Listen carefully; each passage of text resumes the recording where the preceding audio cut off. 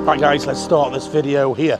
We're at the top of Soi 7 and today's a bit of an exciting day. Quite a few have said to me you'd like some behind the scenes sort of footage, so this is what you're going to get today. And first of all, we're going to light up Soi 7.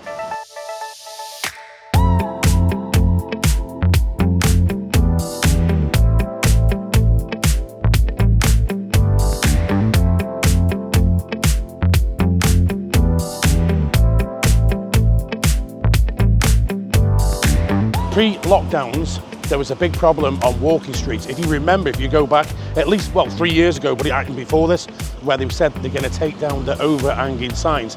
Now, a lot of people argued at the time, is this going to take the character away from walking streets? What has happened since then is, if you go down to Walking Street now, they got around that by modern technology, which is LED lighting. And some of the LEDs, it looks much better now. Now, the one thing about modern LEDs is that they are sort of getting better and better. And on Walking Street, you've got different types of LEDs. There's the ones outside the bars, which they got around the overhanging into the site, which they didn't want.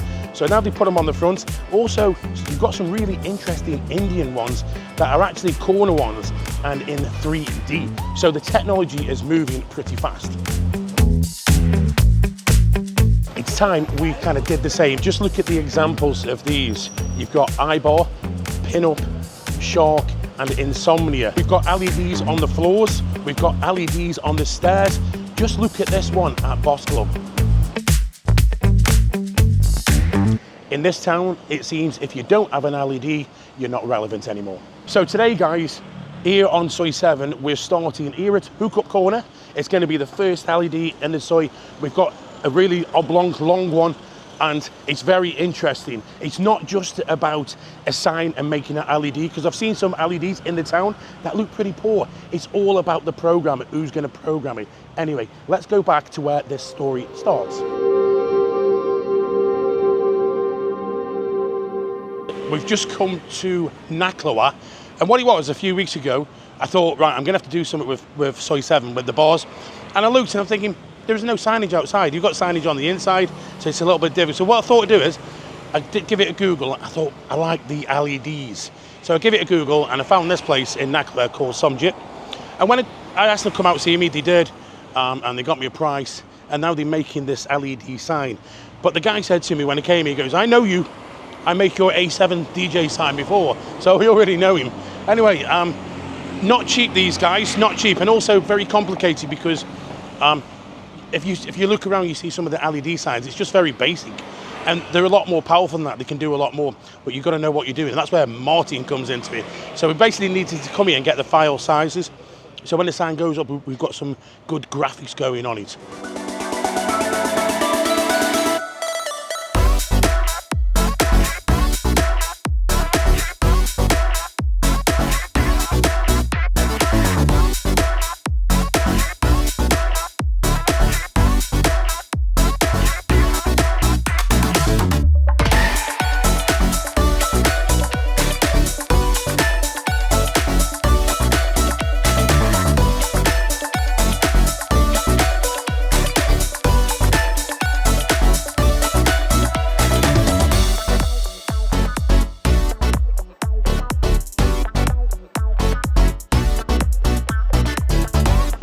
And that's it, guys. It is now fitted, it is now working. The only thing is now we've just got very basic graphics on there, but I'm sure this time next week we'll have video graphics on there. It'll all be polished and looking nice. So there you go, the very first LED screen in Soi 7, and hopefully not the last. So at some point this year, it will be Goodbye Cocktail Bar. And one of the reasons why is I've realized that he's taking up a lot of space. And also the bartender, they don't even really come in here. And because they've got to move things out all the time. We've got to keep the ATM, but we'll be taking this away and adding more seating in and adding seating along the front. And that's when a sign will go in here, because at the moment, there is 0 point. Anyway, on to the next part of this video. Let's go.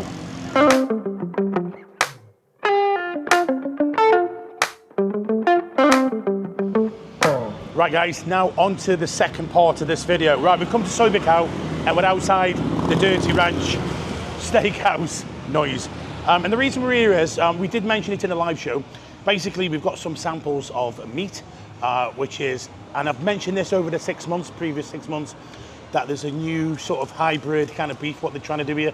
You know, let me give you just an example. The cows here, say an Angus, they wouldn't be able to survive in the heat. So what they're doing is we've got a friend who's been investing in this sort of technology, and they're making this hybrid cow. Now, look, it goes on in Australia, and basically it's called Brangus. Now what it is, it's a mix between a Brahmin and an Angus cow. The thing is with a Brahmin, that's the normal sort of Thai cow, it can stand the heat. The heat here, it's a really hot country. This is why they use it in places like Texas and also Australia, you know, in the outback. So what they've done is they started doing it here in Thailand, but it's going to take quite a bit of time to get it right. We've got some samples from Ryan, who's invested in this, and we're going to check it now. Rudy is going to cook it for us, so we thought we'd get a proper steak guy, a chef, and also Brian's bought the steak. We'll get a quick word off them, and we're going to try it. Now, we think that it's probably not as good as it should be yet, because it takes about 5 years. I think they're only about 2 years into the project, because it takes the genetics 5th generation. I think this is just the 2nd generation. So let's go inside and check it out.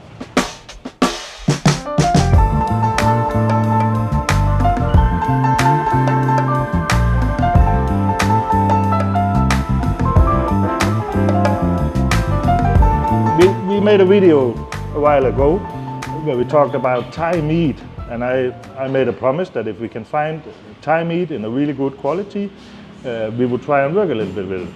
And I must say, it looks really good. It has this deep red color that you want for getting a good flavor for your beef. And the meat also really, it looks good. I tried pulling it a little bit, and I think it will be a little bit difficult to sell this to my customers because they want really tender. And I think it will be a little bit before this is all the way through. But it looks like a really, really good quality of meat. And for the bone-in ribeye, it's around 800 grams.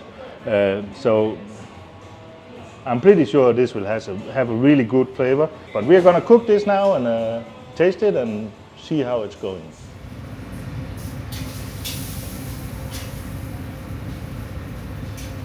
I give it a mixture of butter and oil, again to give it the right color and add some flavor to it. And also so it will not burn on the grill so fast. And like this, and then we just put it on the grill.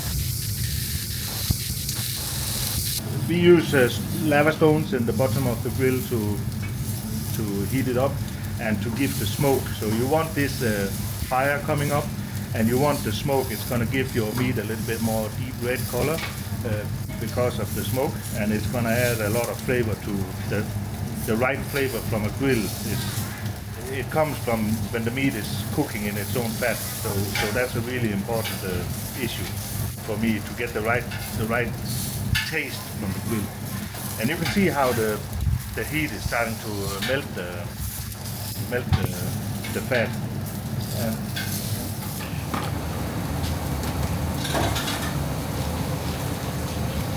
this is a test, so we can try and cook a little piece of this, just around 250 grams, just so we have something to compare.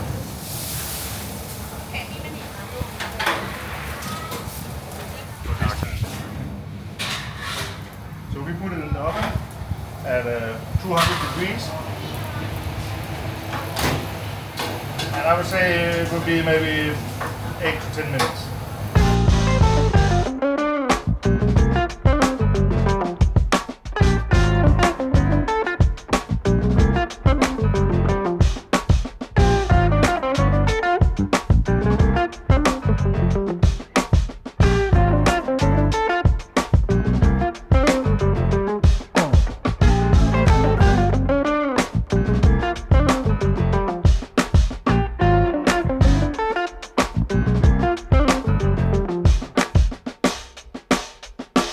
Now, while we're waiting for our steaks to be cooked, I'm sitting here with young Ryan. Now, let me just say, most guys who come to Thailand, you're probably going to open a bar or something. Not our Ryan. Ryan is invested in this cattle. Ryan, what makes you do this? There's a big potential for cattle in Thailand and to grow better meat for the locals and for the restaurants here, and I think there's a market for it. And obviously price is going to come into it as well. But I mean, I enjoy it. You don't mind doing something if you enjoy it. Yeah. So what we've got now is basically we've got the cow Brahman, which is a Thai sort of Thai beef, and Angus. Angus can't survive here. So basically they've mixed it, and it's called Brangus. And as I've explained before, it is done in Australia and Texas. So it's ready now. Rudy's brought the meat out. We've got a good selection of cuts here, but we'll just say this is still very early. Yeah, it's still early. I think we might find. I think the meat will be a little bit tough, perhaps, and it won't be not as succulent as we're used to in having maybe say Australian Angus or Wagyu. It's not going to be like that. But I reckon in time with genetics, in the next couple of years, it'll be more tender. Well, this is something we'll keep an eye on. Maybe in the next couple of years, we'll keep going. Yeah. So should we try it? Let's try this. Let's try it. Is this the first time you've tried it? Yeah. Wow. Oh, That looks. that's a carnivore's thighs. Yeah. Wow. So this is the bone-in ribeye.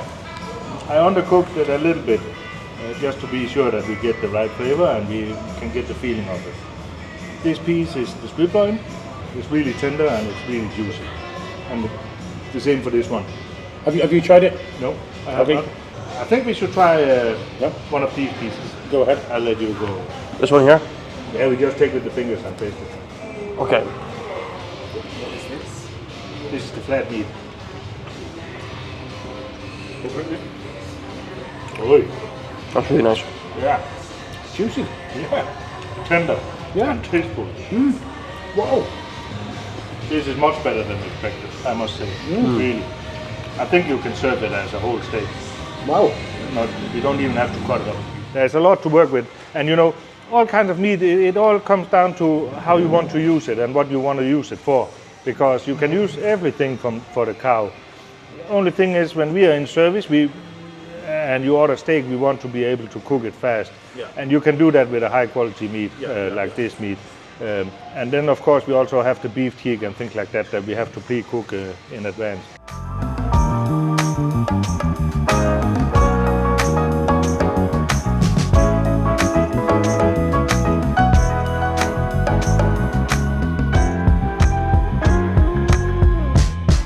I think the ribeye has potential.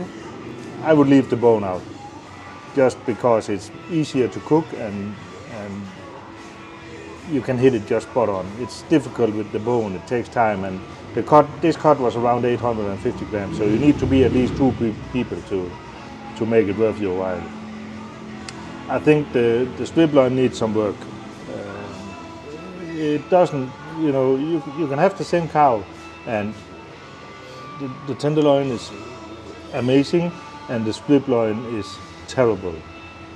And how it's possible, I don't know, but it looks like the future for the Thai steak market could be on the right path, but there's still a little way to go, I think. So for now, we are not going to have Thai steaks at Dirty Ranch Steakhouse, but maybe in a couple of years.